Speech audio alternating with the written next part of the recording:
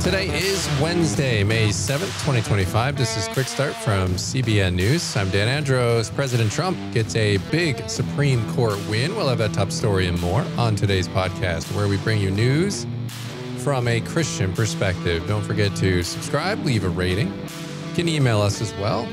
Our inbox is quickstartpodcast@cbn.org. Joining me today to get through all the news of the day, CBN's Trey Gons-Phillips. Trey, you got to look at what Tim Tebow is up to recently. Yeah, it's a surprising story. I mean, it's work that Tim Tebow has done with vulnerable kids, but the partnership and the successful outcome of the project is really, really encouraging. All right, looking forward to the details on that coming up in just a minute. Also, make sure you subscribe to all of our CBN News podcasts, including our newest podcast, Heaven Meets Earth, hosted by CBN's Abigail Robertson. You don't want to miss that. The link is right there in the description of this podcast episode. Make sure you're checking it out. And with that, we are going to head to the news in 90 seconds. And thousands of people gathered at Huntington Beach over the weekend for Baptize California, where over 7,000 people, including former mob boss Sammy the Bull Gravano, declared new life in Christ through baptism. Nearly 500 churches joined the event, drawing close to 30,000 people for a powerful day of worship and testimony. Pastor Mark Francie, who led the event, called it a sign of spiritual awakening in California and a movement poised to spread nationwide. The event builds on last year's record baptisms and sets the stage for Baptize America, a national outreach planned for June 8th. And the Supreme Court has cleared the way for President Trump and the administration and their transgender military ban to take effect, lifting a lower court block but not ruling on the case's merits. Trump's January executive order directs the Pentagon to revise trans-identifying medical standards to align with military readiness and rescind prior guidance. The administration argues the policy protects unit cohesion, discipline, and readiness, while critics call it discriminatory and baseless. Those are just some of today's top headlines. You can check out more stories over at cbnnews.com. And Trey, I can't think of a place where, sort of, for lack of a better term, the woke stuff is probably least welcome than in a military environment. I mean, you have to be cutthroat. When you're talking about preparing to be on a battlefield, there is no room for trophies. There is no room for participation trophies. You got to get the job done. And that's not to say that women can't. Of course, they can, but at the expense sometimes of inclusion. That's what happens in a lot of these woke ideologies. They're not just letting someone get in on the merits, which in some cases women can do in those grueling physical circumstances.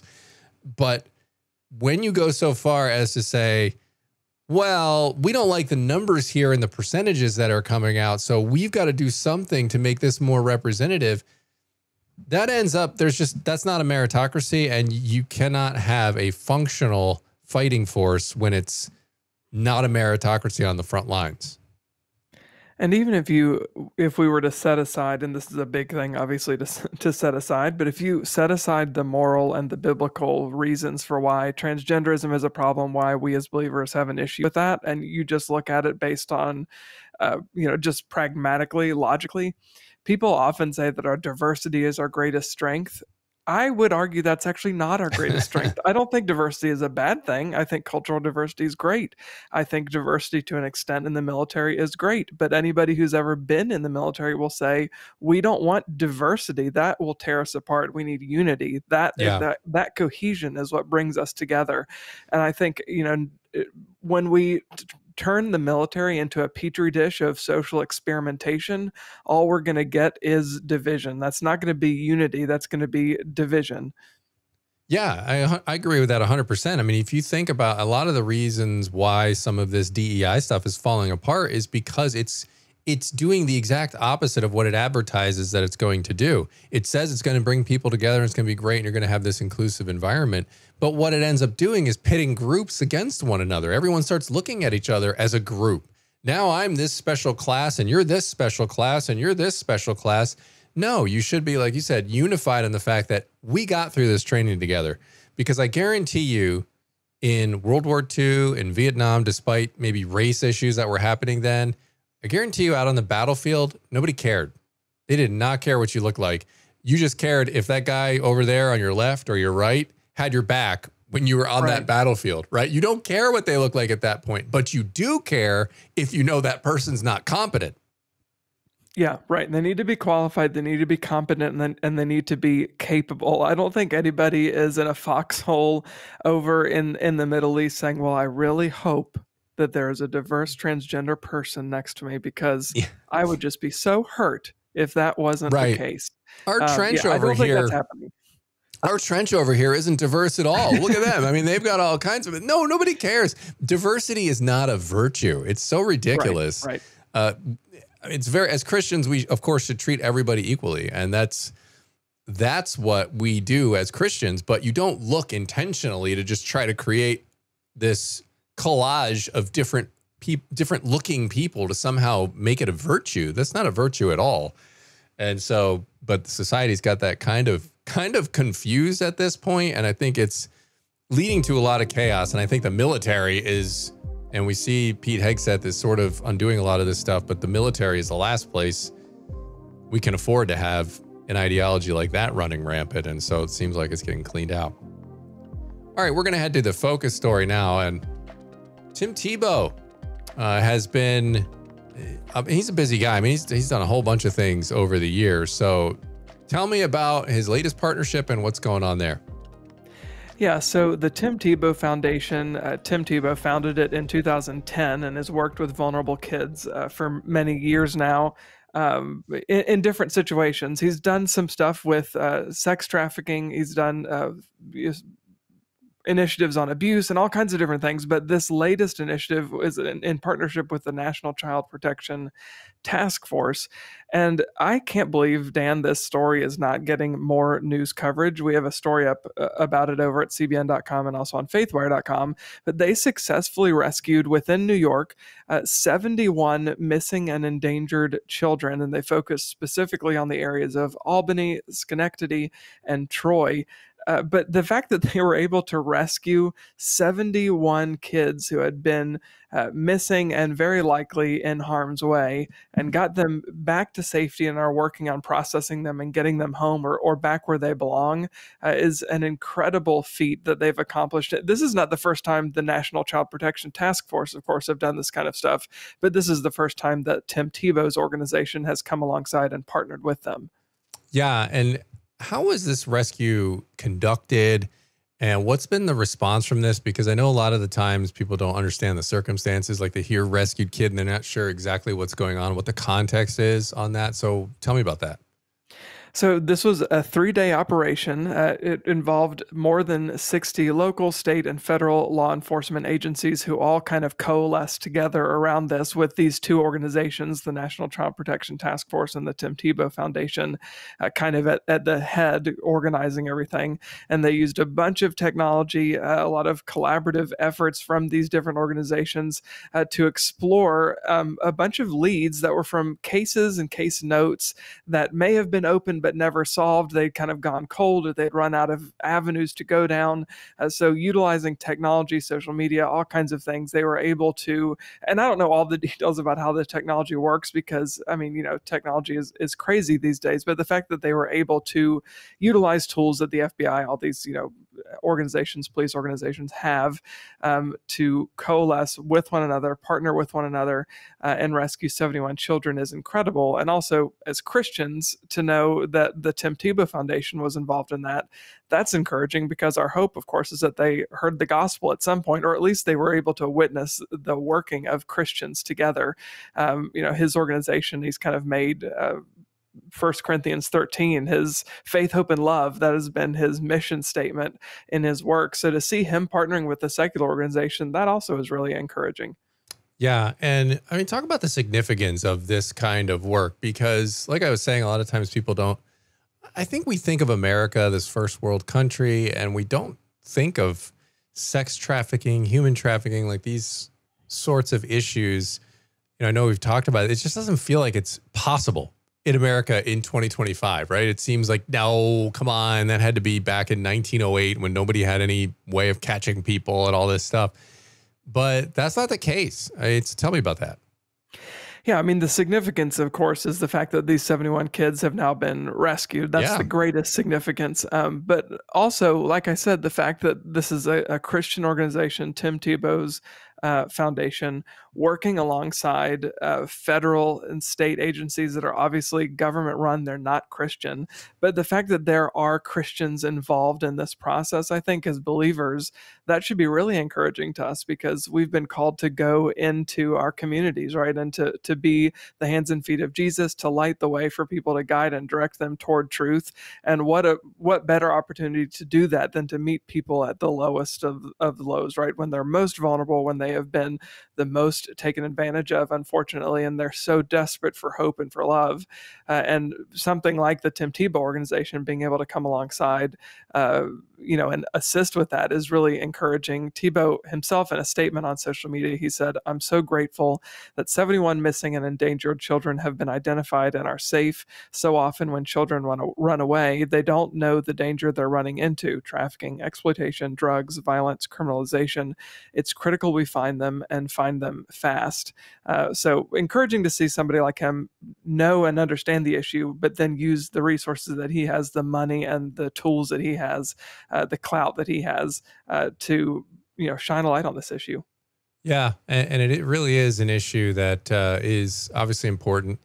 And I think the dangers that kids face now too, especially in the digital world now, where, I mean, remember the one case that went kind of mega viral that we covered in Dallas, where the daughter goes to the basketball game with her dad, and she goes to the bathroom, and they're like, "Oh," and then she got sex trafficked, and it was because she just kind of followed a guy, and I don't know if she met him online or just met him at the stadium and thought they were gonna, do some drugs together quick, and then they end up taking her. But that kind of thing happens. That was an extreme case, but that sort of thing happens online all the time. I mean, this is where the internet, for all the good that it does, I mean, evil just shines through on this, because there are predators lurking everywhere on the internet. And so people can easily, and they don't have to go running into your house to kidnap your kid out of the room. If your kid's having trouble of some kind, maybe they're running astray and they're running with the wrong crowd and things like that, they're going to be online and they're looking for these sorts of things. And then they think they meet someone who's their age or someone they think that might be able to help them. And then they go, and it happens more than you think. I mean, it's like I said, it's crazy that it happens, but I think in this digital age, like the opportunities for predators, it's sad, and it's definitely a real clear and present danger. Yeah, totally. We actually just had Josh Broom, who a lot of our listeners might know. He's a former porn star, now a Christian and minister, and does a lot of evangelical work centered on this issue, raising awareness about pornography. But on the latest episode, actually, of Faith versus Culture, we talked specifically about that, about the need for parents to be pretty open and transparent, have conversations with your kids, talk about what it is they're accessing online, because predators are not only, pretty ubiquitous and all over the internet, but they're getting better at being predators, unfortunately. So know what your kids are doing, have conversations with them, talk about the fact that the internet is a dangerous place with them. So anyway, we talked about all of that. You can actually check that out on our CBN News YouTube channel for the full conversation with him. All right. Yeah, definitely check that out. And I appreciate you bringing that one to the podcast today, Trey. Obviously a very, very important story for parents, grandparents, family members. We all have to stay vigilant, because it's very easy to get in our bubble and how we think. And most of us would never even dream of harming a child or anyone like that. And so we just don't think about it as a real and present danger. But you have to be on your toes. You have to be careful, like you were saying, Trey, about what your kids are consuming, how many hours are on the internet, are they alone in their room, those sorts of things. Just be vigilant on that, because it only takes one time and then life is changed forever. So appreciate you bringing that story to the podcast. Today, we're going to head over to the main thing now, and border apprehensions all over, but in El Paso as well. They've seen a sharp decline in recent months, and now U.S. Customs and Border Protection agents, they're reporting that the morale is going up. They're getting more support, that the current administration is actually enforcing and being more aggressive as previous administrations had been accustomed to in the past. And then in the Biden administration, there was just a floodgate on the border. And that has been, for a large part, turned around right now. And CBN's Paul Petit traveled to the border for a firsthand look at this. His report is today's main thing. U.S. Customs and Border Patrol agent Claudio Herrera speeds along the border wall, responding to reports of an illegal crossing. When he arrives, a K-9 unit has already tracked down a Honduran couple. This is the reality they're going to face, right? Being apprehended and at the end of the day, being removed out of the country because they are violating Title VIII. This is one of around 40 apprehensions today in the El Paso sector. Compare that to 2,700 a day just 2 years ago. The last administration didn't care. They didn't enforce anything. This administration came back in all of a sudden and said, you know what? We're not going to allow that anymore. We're going to do it, and sent the message that we're going to pick you up and we're going to send you back. And it's worked. Now the U.S. military supports the mission with choppers in the air and armored vehicles on the ground. The result?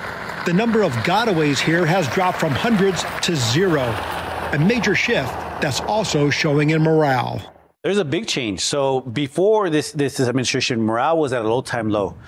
Suicide rates were high, domestic violence was high, alcoholism was high. Now that we are getting back to work to doing what we came to do in this place, apprehending people, tracking people down, it's just changed dramatically. Trump administration policies are also making an impact, such as lifting vehicle pursuit restrictions. This time, Border Patrol is engaging, but before they were told to back off and not pursue. In March, illegal crossings hit a record low, just over 7,000 migrants compared to 137,000 last year. This is what we signed for, to protect our borders, to protect our country. Even though illegal border crossings have plummeted, the agents say the battle is relentless. These fences had to be put up to keep rocks from being thrown at their patrol cars. That's why for many here in the El Paso sector, the agents say it's important to know that their battle goes beyond flesh and blood. This is the reality of the evil that we're facing. Cartels light candles to the so-called Lady of Holy Death, believing she grants protection. When the reality is that is demonic, is just pure evil. Cartels still dominate Mexico's border regions, especially in Juarez, where agents found 281 stash houses last year. They control it 100%, contrary to what the media may say or what anything. You're not going through those areas unless you're on that cartel's deal. And if you get caught in that area trying to circumvent them, you may pay a very dear price with your life. With fees as high as $20,000 per person, smuggling is big business, although the crackdown is hitting hard. That's led to a rise, however, in kidnappings and threats against agents. When they go out to the field, they like to pray, and when they come back, they like to pray. Agent Herrera says he and his team can't operate without it. But just know that God is with you and everywhere you go. Even in the valley of the shadow of death, he will always be with you. One thing, especially for myself as a chaplain, is I get to go out there and pray for these guys, and it's one of the highlights of my job. As for stopping illegal crossings, it's happening fast. Once crowded migrant trails now sit empty. It is very gratifying for us to see the actual results of having consequences and having a government that is for the safety and for the well-being of our communities. In El Paso, Texas, Paul Petit, CBN News. Wow, thanks for that firsthand look, Paul. That is, you can check that out on the CBN News channel, by the way, on the YouTube channel. You can see that report and see the images that go along with it. Incredible stuff. And the numbers that he was saying, I mean, you're talking hundreds of thousands down to a couple thousand. That's just wild to me. And confirmation of what so many people were saying, that this is just a matter of enforcement. This is not, I mean, obviously you can never just fully close down the border and then control every single one, but it was so far out of control. And man, lo and behold, they really made a emphasis on it, and the numbers are plummeting. We talked about it, Trey. It's the messaging that you send as the commander in chief. If your message is just like, well, You can come here and you'll stay. It would be great. We got an app for you. Check in. You don't have to leave. They're going to make that journey. And think of how many people died on these journeys because they listened to that and they had hope and they came. And now it's the exact opposite. Trump's saying, listen, we're going to send you back. If you don't come in here illegally, you're going back. They're not taking the risk. I mean, it's exactly what everybody's been saying.